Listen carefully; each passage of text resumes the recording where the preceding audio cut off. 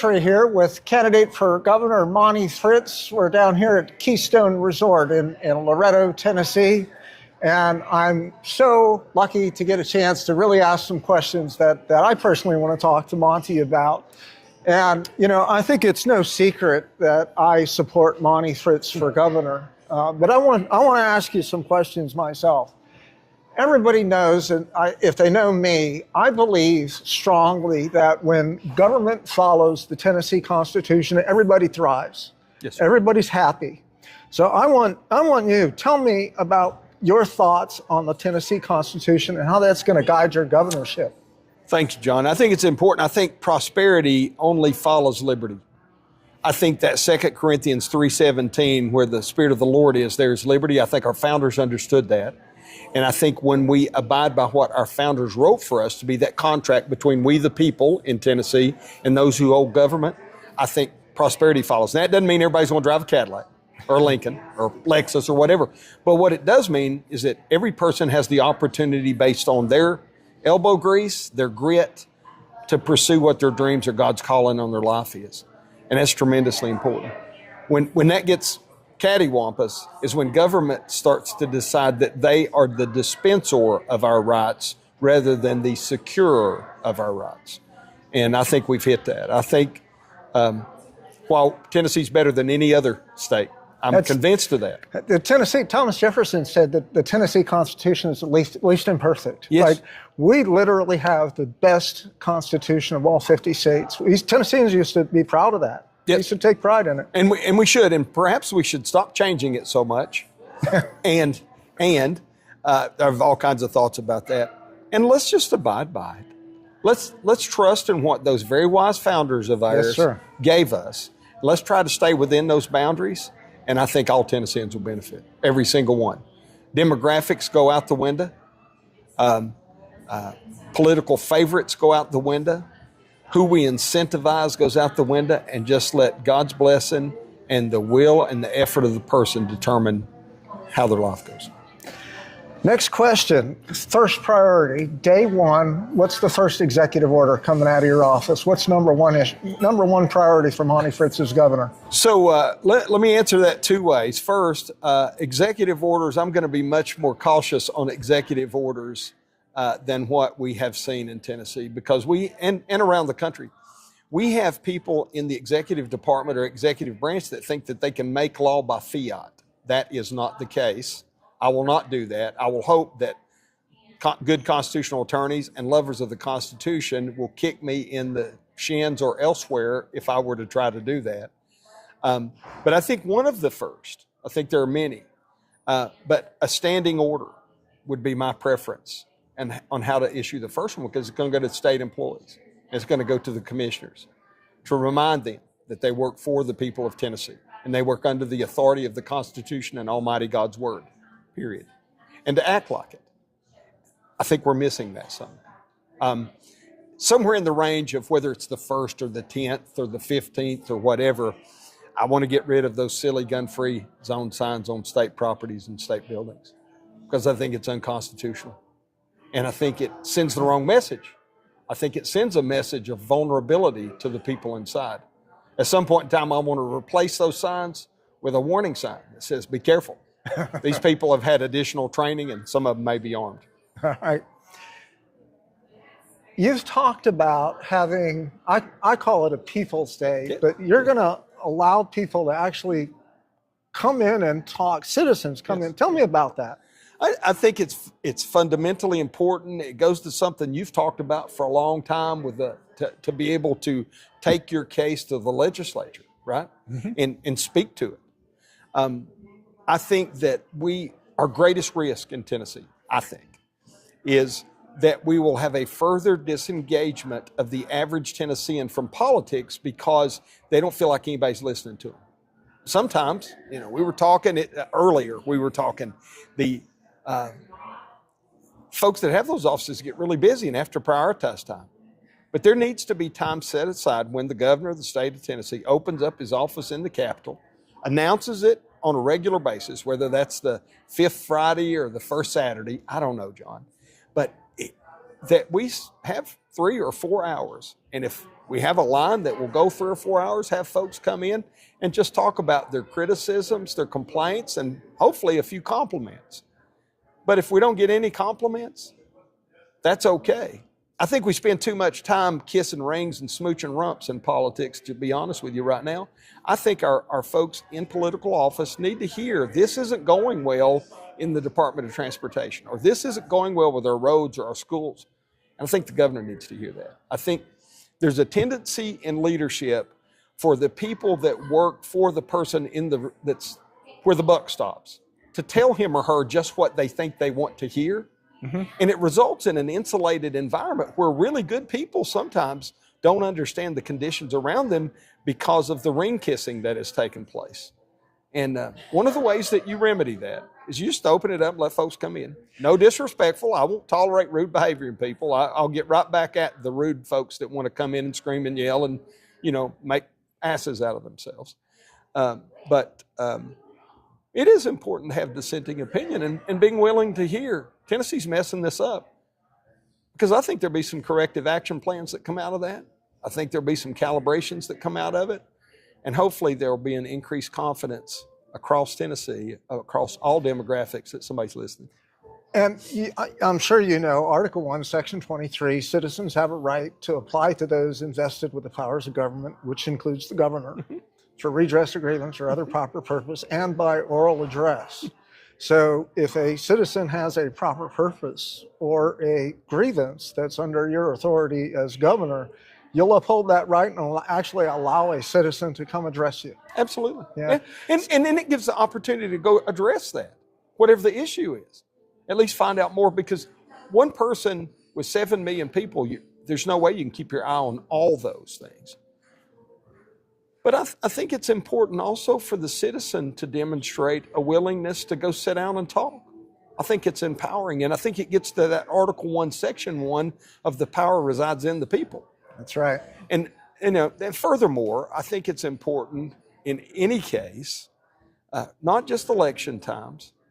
We're governor for 4 years. If I hold that office for 4 years, I ought to be in counties. I ought to be in Lawrence County. I ought to be in Shelby County and Sullivan County, pre-announced, not just with the political elite, not at some $500 a plate rubber chicken dinner, but just sitting down like this and having a conversation.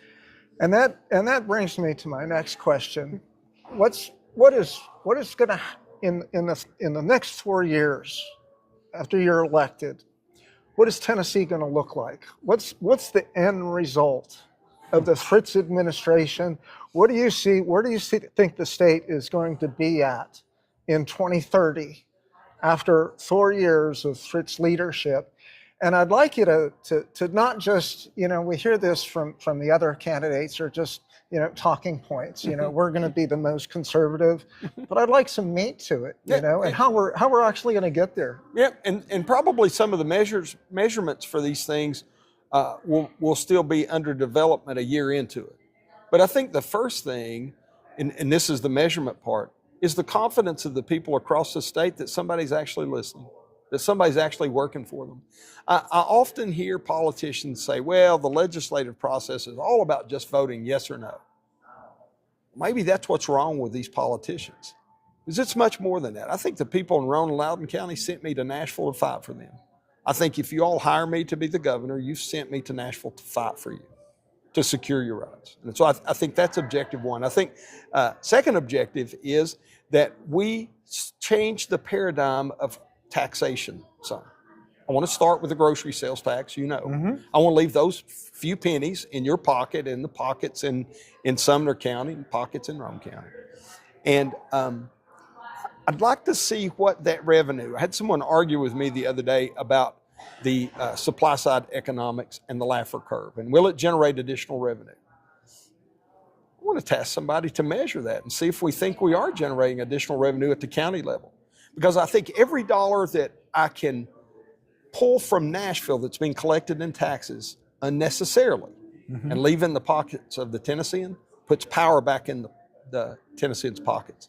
And so that's got to be very high on the list to measure that. And to look at the tax structure and how much we're sending, the paradigm. I'll give you another good example. This real estate transfer tax, if we even need it, right? Why would we send all that to Nashville? Why wouldn't we allow those dollars to go into the tax base in the county in which they were generated? I think everybody sitting here would agree that that's the right thing to do. And we would think that also about our state tax dollars that go to Washington, D.C., and then somehow flow back if we do the right thing. Absolutely. Let me give you a couple more examples. That's a great question. You're the first one that's asked me that. So it's going to force me to think some. But the next thing I would offer is I think that we have become top heavy in management in the state government. And I think that I know I've talked to lots of state employees that tell me they feel like they don't have a voice in their organization. And not only does the governor need to have a people's day, but those commissioners, those department leads, those senior employees, they need to be sitting down with their employees. And they need to have a frank conversation about what's going well and how do we continue that, what's not going well and how do we correct that, right? And I think that will only work if the governor allows the same thing. Because there has to be a check and balance, in it, right? I have heard commissioners say this. When a criticism is offered through a state rep, they say, who said that? Well, that's indicative of there might be a little retaliation coming.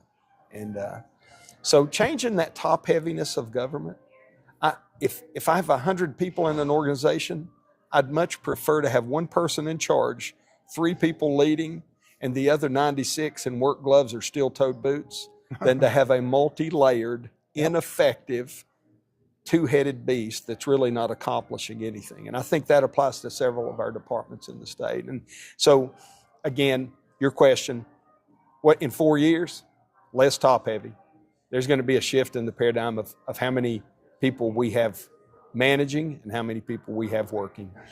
And I think that's going to drive some very positive things too. So 3 examples maybe, if that helps. So hot topic issue with everybody now, data centers, AI data centers. What are your thoughts on, do we allow them? Do we allow them with some controls? Or do we just do a moratorium and shut it all down? So somebody asked me that earlier today, said, what's your plan? I said, send them all to Alabama. And so I don't know that that's the best plan. But when I talked with Flora Tidings, a nice lady that is Tennessee Board of Regents, and I've talked with Stuart McWhorter, who's now the deputy governor and the ECD person. They've heard me say this in committee and government ops. I'm afraid AI is happening to us rather than for us. And those are 2 distinct postures. And I think that's the case. And so it concerns me about the consumption of kilowatts because, as we've talked before, we're not producing enough electricity now. We've already had brownouts. We have. A couple of years ago. And those people that sit on the oversight, the federal oversight of USTVA have failed miserably. And for any one of them to suggest that they have an energy plan when they've been in an oversight position and we have shut down coal-fired reactors for some time, we have diminished our generating capacity. We shut down Bull Run, 4.3% of the generating capacity for the state of Tennessee, and didn't replace it with anything. And now we're going to drain the system more. Yeah, so that additional usage is a problem. As you know, we passed legislation this year. Ed Butler authored the legislation, as I recall, that required some of the data centers to bring their own electricity. So that's a partial solution, right? Maybe that's a Band-Aid or a help. Then the second part is consumption of water. Whether it's a flow or whether it's a closed loop system, I have some concerns about the use of that natural resource. Let's talk flow first. TVA put out last week or week before last that the Tennessee River Valley system was in 70% of the Tennessee River watershed system was at a severe drought and 40% at extreme. And this was like a 40-year record. You had to go back in the 80s to touch that. They sent out some additional information from a meeting, which we hadn't pulled all the strings on yet, but it suggested that this was the 4th worst year in 152 years of monitoring the watershed. Now, you have to keep in mind, TVA's not been in place for 152 years, so there's other data coming in, and you have to keep in mind that we have had reservoirs since the 20s and 30s and 40s, not for the 152 years. So there may be some apples to oranges comparisons there. But when you hear that, and we have an issue with drought conditions and agriculture and quality of life and sustenance of life with drinking water become issues. Navigation of the waterways, generation of electricity through hydroelectric. Those all become question marks when you're at a deficit in flow of water in our river systems. So to take any of that additional water and put it into an AI data center, I think is a no-go from the start at this point. So I think those are really pragmatic. Mm-hmm. We should push back a little bit. Let me get into the philosophical view of it for just a moment. I think that God designed me and you to solve great complex problems. I think he gave me 2 really hard-working brain cells to be there, and you're killing them right now because they're working like crazy to keep up these questions. But I think we can solve tremendous problems. I think God made us to do that. I think he made us to design tools from a shovel to a backhoe and from a light bulb to a supercomputer. I think he gave us the ability to do that. But if we allow a system or a process to replace that cognitive ability in decision making, that is dangerous. It wigs people out when I say this. I think lots of things I say wig people out, John, and that's okay. I'm afraid that we might be headed to a modern day Tower of Babel approach in replacing our cognitive ability with something from the system. I think we need to be very cautious about that. Similarly, and it's a big switch in the topic, but thinking on that line, it's about, what doesn't break us makes us stronger. As we exercise, we build our bodies. As we exercise our brains, we strengthen them. And similarly with our immune system, and so when we do things like social distancing and masking and things like that, those things weaken our immune system because we're not putting ourselves out there. And so it kind of strikes me and it hits home to me that if we reduce how much we exercise and work our own minds, they weaken over time. I think that's not a good thing for us. I think so. So Ms. Tidings and I talked about that in committee, and Ms. Tidings brought up the comment. She said, well, people said using calculators in class would ruin our mathematical abilities, and it hasn't. I said, well, maybe not. But look at what the problems we solved. We were counting the generations of decay and generations of neutrons in a nuclear system in the 40s, really on paper and pencil. Yeah.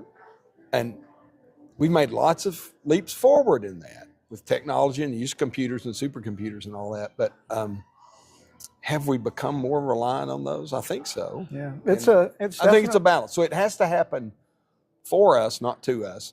And I would commit that we should not spend any, I don't like the corporate welfare anyways, John, but you have my commitment. I'm not going to expend any Tennessee tax dollars to recruit those entities in.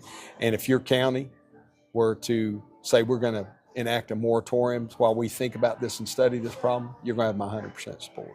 Excellent. Well, for myself, I knew coming out of the gate, because I've known Monty Fritts before he decided to campaign. I've watched him in the Tennessee House of Representatives and how literally he's the only candidate actually defending the Constitution. But he's strengthened my commitment today because we hear from him the Constitution is first. Right after God is coming the Constitution, and that he's going to uphold it. I don't think the other candidates have actually read the Tennessee Constitution, to be honest. And if they have, I doubt they understand it. And so we've heard it from Monty Fritts that he's also going to uphold our rights in the Constitution, rights clearly that Bill Lee and we see Cameron Sexton in the House are oppressing these rights. And the next Governor Fritts is going to enforce these rights. And we hear some really great things about the vision of Tennessee, where people are going to have confidence in government as a measuring stick, and we're going to have hopefully some less taxes by the end of the first Fritts administration. So thanks for joining us for this interview down here in Loretto at the Keystone Resort. Monty Fritts, the next governor for the great state of Tennessee. Thanks, y'all. Thank you, John. Thank you, brother. Yeah.